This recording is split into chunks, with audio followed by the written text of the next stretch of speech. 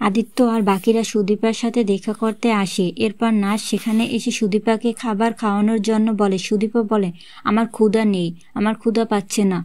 পাশ থেকে আদিত্য বলে, তা বললে হবে? তারপর আদিত্য নিজের হাতেই খাইয়ে দেয় সুদীপাকে। এরপর রিতন এসে বলে, পেশেন্টের পাশে এত লোক কেন, এখনো বেরিয়ে যায় না কেন? তারপর আদিত্য এই কথা শুনে বলে, আমি আমার ওয়াইফকে রেখে কোথাও যাব না, আমি ওর পাশেই থাকবো। তারপর আদিত্য রিতনের উপর রাগারাগি করে আর অগ্র আদিত্যকে বুঝিয়ে বাহিরে নিয়ে আসে আর বলে, তোর খুব রাগ পাচ্ছে তাই না? এরকম রাগ হয়েছিল আমারও, তুই চিন্তা করিস না, সুদীপা এরকম কোনো কিছু করবে না। তারপর আদিত্য একটা ফোন আসে। তারপর সবার সামনে যেয়ে বলে, আপনারা যাকে মামা বলে ডাকতেন তার খোঁজ পাওয়া গেছে। তখন পরমা বলে, ওকে, আমি যাব ওনাকে আনতে।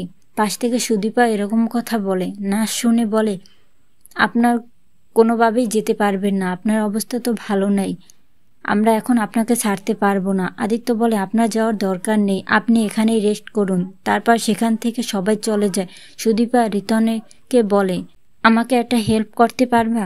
আমাকে ওখানে নিয়ে যেতে পারবা? ওদিকে সবাই আশ্রমে এসে রূপাকে খোঁজ করে। সেই মুহূর্তে রিতন আর সুদীপা সেখানে পৌঁছে যায়। আদিত্য দেখে জেলাস ফিল করে।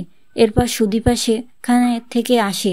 সুদীপা আর পরমা বাড়িতে নিয়ে যেতে চাইলে রূপা পাত্তা দেয় না। তারপর আশ্রমের মহিলা বলে, আপনাদের তো উনি চিনতেই পারছে না, তাহলে আমি ওনাকে কিভাবে আপনাদের সাথে দিব?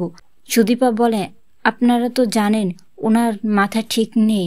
আশ্রমের মহিলা রূপাকে বলছে, আমি ওনাকে এখন দিতে পারবো না। তারপর রূপা সেই মহিলাকে বলছে, মাঝে মাঝে আমরা দেখতে আসতে পারবো ওনাকে?